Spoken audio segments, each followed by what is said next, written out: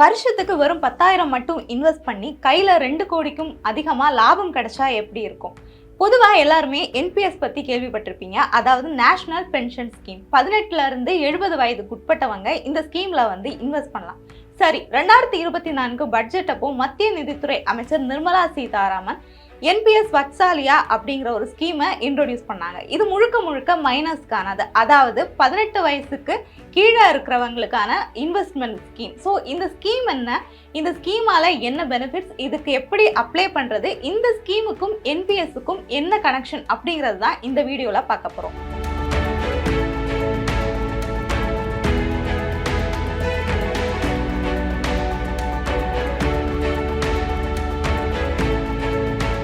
இப்போ என்பிஎஸ் வத்சாலியா அப்படிங்கிற ஸ்கீமை பொறுத்த வரைக்கும் மைனர்ஸுக்கானது அப்படிங்கிறதுனால இங்க அவங்க 18 வயதை எட்டுற வரைக்கும் இன்வெஸ்ட் பண்றது யாரு அப்படின்னு பார்த்தோம்னா அவங்களோட கார்டியனா இருப்பாங்க. அதாவது அம்மா, அப்பா இல்ல ஒரு லீகல் கார்டியன். அண்ட் இந்த ஸ்கீமை பொறுத்த வரைக்கும் நீங்க எவ்வளவு வேணாலும் இன்வெஸ்ட்மெண்ட் பண்ணலாம். அதாவது மினிமம் வந்து வருஷத்துக்கு 1000, மேக்சிமமா லிமிட்டே இல்லாம இன்வெஸ்ட் பண்ணலாம். இப்போ அந்த ஸ்கீம்ல இருக்கிற மைனர் வந்து 18 வயசை எட்டுறாங்க அப்படிங்கிற பட்சத்துல அவங்களோட பேர்ல வந்து அந்த அக்கௌண்ட் மாறிடும். அது மட்டும் இல்லாம இந்த என்பிஎஸ் வத்சாலியா அந்த ஸ்கீம் வந்து என்பிஎஸ் ஸ்கீமோட லிங்க் ஆயிரும். சரி, இப்போ இந்த என்பிஎஸ் வத்சாலியா அந்த ஸ்கீம்ல வந்து நீங்க வந்து சேர்றதுனால என்ன பெனிஃபிட்ஸ் அப்படின்னு பார்க்கலாம். இப்போ வந்து உங்களோட குழந்தை வந்து எதிர்காலத்துல கல்லூரிக்கு போறாங்க அப்படிங்கிறப்போ உங்களுக்கு திடீர்னு ஒரு ஃபினான்ஷியல் தேவை ஏற்படுது அப்படிங்கிறப்போ இந்த ஸ்கீம் உங்களுக்கு கட்டாயம் உதவும். அதாவது 18 வருஷமா நீங்க வந்து இன்வெஸ்ட் பண்ற ஒரு பல்க் அமௌண்ட் உங்களால எடுக்க முடியும். அது மட்டும் இல்லாம இது ஒரு லாங் டேர்ம் இன்வெஸ்ட்மெண்ட் அப்படிங்கிற பட்சத்துல உங்களுக்கு கையில ஒரு பல்கா கோடிகள் உங்களுக்கு கிடைக்கும். பொதுவாக இந்த ஸ்கீமை பொறுத்த வரைக்கும் இது மைனர்ஸுக்கான ஸ்கீம். அண்ட் இதில் இன்வெஸ்ட் பண்ணுறவங்க கார்டியன் அப்படிங்கிறதுனால இந்த ஸ்கீமில் எந்தெந்த விஷயங்களில் வந்து நிதி ஒதுக்கீடு செய்யலாம் அப்படிங்கிறத தீர்மானிக்கிறதும் அந்த கார்டியனாக இருப்பாங்க. பொதுவாக வந்து இந்த ஸ்கீமை பொறுத்த வரைக்கும் ஈக்விட்டி, கார்ப்பரேட் கடன், அப்புறம் அரசு பத்திரங்கள், மாற்று சொத்துக்களில் வந்து நிதி ஒதுக்கீடு செய்யலாம். ஸோ இந்த விஷயங்களில் வந்து 3 சாய்ஸும் இருக்குது. அதுக்கேற்ற மாதிரி அந்த கார்டியன் தான் வந்து செலக்ட் பண்ணி அவங்க தான் வந்து இதில் இன்வெஸ்ட் பண்ணுவாங்க. இப்போ முதல்ல எடுத்தோம் அப்படின்னா டிஃபால்ட்டாக ஒரு சாய்ஸ் இருக்கும். அதாவது நீங்கள் ஈக்விட்டி அமௌண்ட்டாக 50% வந்து இன்வெஸ்ட் பண்ணலாம். இப்போ அடுத்ததாக வந்து ஆட்டோ சாய்ஸ் இருக்கும். அதை பொறுத்த வரைக்கும் கார்டியன் தான் செலக்ட் பண்ணுவாங்க. அதாவது அவங்களோட ரிஸ்க்கு ஏற்ற மாதிரி 75%, 50%, இல்லை 25% இன்வெஸ்ட் பண்ணலாமா அப்படிங்கிறது அவங்களோட சாய்ஸ். மூணாவதாக பார்த்தோம் அப்படின்னா ஆக்டிவ் சாய்ஸ். இதை பொறுத்த வரைக்கும் வந்து இங்கேயும் வந்து கார்டியன் தான் வந்து டிசைட் பண்ணுறாங்க. அண்ட் இதை பொறுத்த வரைக்கும் ஈக்விட்டியில் ஒரு 50% வந்து இன்வெஸ்ட் பண்ணலாம். அரசு பத்திரங்களில் வந்து 100% வரைக்கும் இன்வெஸ்ட் பண்ணலாம். கார்ப்பரேட் கடனில் ஒரு 100% இன்வெஸ்ட் பண்ணலாம். மாற்று சொத்துக்களில் ஒரு 5% இன்வெஸ்ட் பண்ணலாம். ஸோ இதுவுமே வந்து அந்த கார்டியனோட சாய்ஸாக இருக்கும். சரி, இப்போ இந்த என்பிஎஸ் வத்சாலியா ஸ்கீம்ல எப்படி ரெஜிஸ்டர் பண்ணலாம் அப்படிங்கிற விஷயத்த பார்க்கலாம். ரெஜிஸ்டர் பண்ணலாம் அப்படின்னு பார்த்தோம்னா என்பிஎஸ் அப்படிங்கிற சைட்டுக்குள்ளே போனீங்க அப்படின்னா அந்த சைட்டு கீழே லாஸ்ட் வந்து என்பிஎஸ் வத்சாலியா அப்படிங்கிற ஸ்கீமோட நேம் இருக்கும். மைனர்ஸ்க்கான ஸ்கீம் அப்படின்னு இருக்கும். நீங்கள் அதில் போய் ரெஜிஸ்டர் நவ் கொடுத்தீங்கன்னா அதில் வந்து ஒரு பேஜ் ஓப்பன் ஆகும். அதில் வந்து நீங்கள் ஃபுல்லாக வந்து கார்டியனோட டீட்டெயில்ஸில் தான் வந்து கொடுக்குற மாதிரி இருக்கும். Date of birth, PAN number, mobile number, email ID கொடுக்குற மாதிரி இருக்கும். அது கொடுத்துட்டு நீங்கள் வந்து பிகின் ரெஜிஸ்ட்ரேஷன் அப்படிங்கிற ஆப்ஷனை வந்து கிளிக் பண்ணணும். கிளிக் பண்ணிங்க அப்படின்னா ஒரு 30 செகண்ட்ஸ் கிட்ட எடுக்கும். அந்த பேஜ் வந்து ரீஃப்ரெஷ் ஆகிட்டு தான் ஒரு புது பேஜ் ஓப்பன் ஆகும். ஸோ வந்து அந்த பேஜில் வந்து உங்களோட லொக்கேஷன், அதாவது அந்த நீங்கள் கொடுத்த அந்த டீட்டெயில்ஸோட அந்த கார்டியனோட லொக்கேஷன், அவங்களோட டிஸ்ட்ரிக்ட், இந்த மாதிரியான டீட்டெயில்ஸ் வரும்.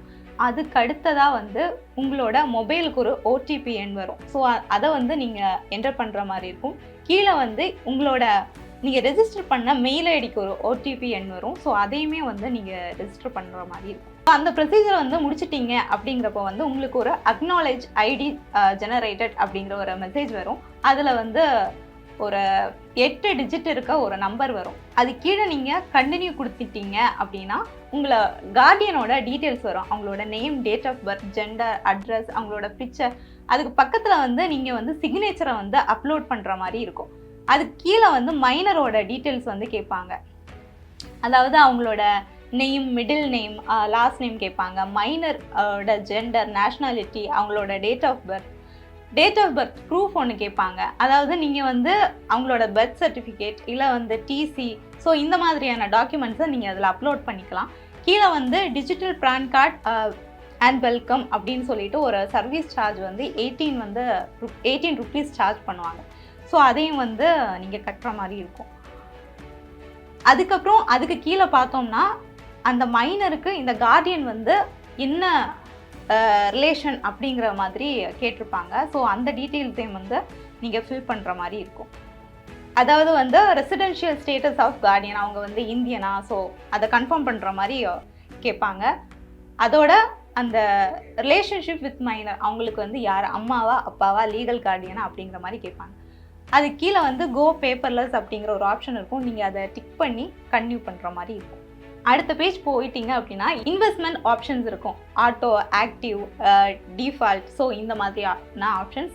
ஸோ வந்து நீங்கள் அதில் என்ன மாடலில் இன்வெஸ்ட் பண்ண நினைக்கிறீங்களோ நீங்கள் அந்த மாடலில் வந்து இன்வெஸ்ட் பண்ணிக்கலாம். நீங்கள் அந்த ஆப்ஷனுக்குள்ளே போனீங்க அப்படின்னா பேங்கோட நேம்ஸ் வரும். ஸோ வந்து நீங்கள் எந்த பேங்க்கில் வந்து அக்கௌண்ட் வச்சுருக்கீங்களோ அதை கிளிக் பண்ணி உங்களோட ஃபர்ஸ்ட் இன்வெஸ்ட்மெண்ட்டை ஸ்டார்ட் பண்ணலாம். அதாவது மினிமம் இன்வெஸ்ட்மெண்ட் 1000 ருபீஸை வந்து நீங்கள் வந்து அங்கே ஸ்டார்ட் பண்ணிக்கலாம். ஸோ வந்து கீழே ப்ரொசீட் கொடுத்துட்டீங்க அப்படின்னா அதுக்கப்புறம் உங்களோட bank IFSC code, bank name, bank account number, so இந்த விஷயங்களை வந்து கொடுத்து கன்ஃபார்ம் பண்ணி நீங்கள் உங்களோட இன்வெஸ்ட்மெண்ட்டை தொடங்கிக்கலாம்.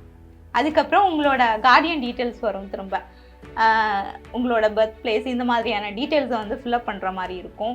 அதுக்கப்புறம் டேக்ஸ் அந்த விஷயங்கள் வந்து கேட்டிருப்பாங்க. ஸோ அதை வந்து ஃபில்அப் பண்ணுற மாதிரி இருக்கும். அதுக்கு கீழே உங்களோட அட்ரஸ் ப்ரூஃபை வந்து கேட்டிருப்பாங்க. அதாவது கார்டியனோட அட்ரஸ் ப்ரூஃப். ஸோ இது எல்லாத்தையும் ஃபில் பண்ணிக்கிட்டு திரும்ப வந்து கன்டினியூ கொடுத்துட்டீங்க அப்படின்னா திரும்ப ஒரு ஓடிபி நம்பர் வரும். திரும்ப கன்டினியூ கொடுத்தீங்கன்னா திரும்ப மொபைல் நம்பருக்கு ஒரு ஓடிபி நம்பர் வரும். திரும்பவும் இமெயில் ஐடிக்கு ஒரு ஓடிபி நம்பர் வரும். ஸோ அதை கன்ஃபார்ம் பண்ணிட்டீங்கன்னா உங்களுக்கு ஒரு பேஜ் ஓப்பன் ஆகும். அதாவது உங்களோட மினிமம் இன்வெஸ்ட்மெண்ட்டை வந்து அப்போ தான் வந்து நீங்கள் பே பண்ண முடியும். அதாவது அங்கேயும் வந்து கேட்பாங்க மினிமம் இன்வெஸ்ட்மெண்ட் வந்து 1000 போதுமா, இல்லை அதுக்கு மேலே நீங்கள் பே பண்ணணும் அப்படின்னா கூட நீங்கள் அங்கே வந்து எடிட் பண்ணிக்கலாம். ஸோ வந்து உங்கள் பேமெண்ட்டை நீங்கள் பண்ணிக்கலாம். என்ன மோடில் வந்து நீங்கள் பே பண்ண போகிறீங்க அப்படிங்கிறதையும் நீங்கள் வந்து செலக்ட் பண்ணிக்கலாம். அதுக்கப்புறம் டேர்ம்ஸ் அண்ட் கண்டிஷன்ஸை வந்து கிளிக் பண்ணி ரீட் பண்ணி அக்செப்ட் பண்ணி உங்களோட இன்வெஸ்ட்மெண்ட்டை வந்து ஸ்டார்ட் பண்ணிக்கலாம். கீழே வந்து ப்ரொசீட் ஆப்ஷன் கொடுத்து இன்வெஸ்ட்மெண்ட் பண்ணிக்கலாம். ஸோ இங்கே இப்படி வந்து ரெஜிஸ்டர் பண்ணி இன்வெஸ்ட்மெண்ட்டை வந்து நாம் தொடங்கிக்கலாம். சப்போஸ் நீங்கள் வருஷத்துக்கு 10,000 இன்வெஸ்ட் பண்ணுறீங்க அப்படின்னு வச்சுக்கலாம். அதோட டோட்டல் டென்யூர் பீரியட் நீங்கள் வந்து செலக்ட் பண்ணுறீங்க. ஸ்கீமோட ஸ்டார்டிங்லே 18 இயர்ஸ் அப்படின்னு நீங்கள் செலக்ட் பண்ணுறீங்க அப்படின்னு வச்சுக்கலாம். நீங்கள் யாருக்காக இன்வெஸ்ட் பண்ணுறீங்களோ அந்த பர்சன் வந்து 18 வயசை வந்து அடைஞ்சிட்டாங்க அப்படிங்கிறப்போ அதோட அந்த ஸ்கீமில் நீங்கள் இவ்வளோ காலம் இன்வெஸ்ட் பண்ணுறீங்க ஒரு மினிமம் அமௌண்ட்டு, அதாவது இந்த அமௌண்ட் 10,000 வந்து இயர்லி இன்வெஸ்ட் பண்ணுறீங்க அப்படிங்கிறப்போ வந்து அதோட ரேட் ஆஃப் ரிட்டர்ன் அப்படிங்கிறது வந்து 5 லட்சம். அதே வந்து 60 வயசில் வந்து பார்த்தோம் அப்படின்னா நீங்கள் வருஷத்துக்கு 10,000 இன்வெஸ்ட் பண்ணுறீங்க அப்படிங்கிறப்போ அதோட ரேட் ஆஃப் ரிட்டர்ன் அப்படிங்கிறது 2,75,00,000 கிட்ட வருது. ஸோ இது வந்து ஒரு மாடரேட்டான இன்வெஸ்ட்மெண்ட் படி, அதாவது ஈக்விட்டி வந்து 50% இன்வெஸ்ட் பண்ணுறீங்க அப்படிங்கிற பட்சத்தில். சப்போஸ் நீங்கள் வந்து 50% ஈக்விட்டி, 30% கார்ப்பரேட் டெப்டில் போடுறீங்க, 20% அரசு பத்திரங்களில் ஒதுக்கீடு பண்ணுறீங்க அப்படிங்கிறப்போ நீங்கள் உங்களுக்கு வந்து 11.59% வந்து கிடைக்கும். அதாவது கிட்டத்தட்ட 5,97,00,000 கிட்ட வந்து உங்கள் கையில் வந்து அந்த அமௌண்ட் வந்து கிடைக்கும். சப்போஸ் நீங்கள் வந்து 75% ஈக்விட்டி, 25% அரசு பத்திரங்களில் இன்வெஸ்ட் பண்ணால் 12.86% உங்களுக்கு கிடைக்கும். அதாவது கிட்டத்தட்ட 11,05,00,000 வந்து உங்களுக்கு கிடைக்கும்.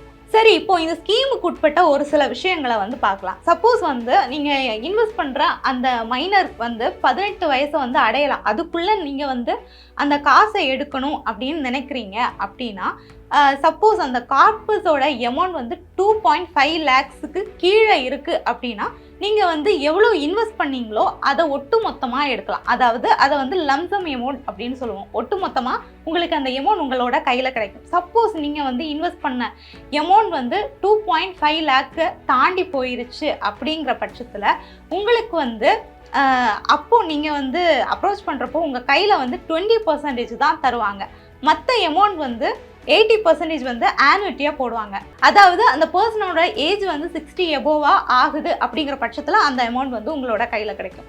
சரி, சப்போஸ் வந்து 18 வயசுக்கு முன்னாடி அந்த கார்டியன் வந்து இறந்து போகிறாங்க அப்படிங்கிற பட்சத்தில் அந்த அக்கௌண்ட் வந்து ஹேண்டில் பண்ணுறதுக்கு இன்னொருத்தரை வந்து லீகல் கார்டியனாக சேர்த்து அந்த அக்கௌண்ட்டை ஹேண்டில் பண்ணால் அந்த பர்சன் வந்து மைனருக்காக இன்வெஸ்ட் பண்ணாலும் ஓகே தான், இல்லாட்டியும் ஓகே தான். அந்த அக்கௌண்ட் வந்து அப்படியே தான் இருக்கும்.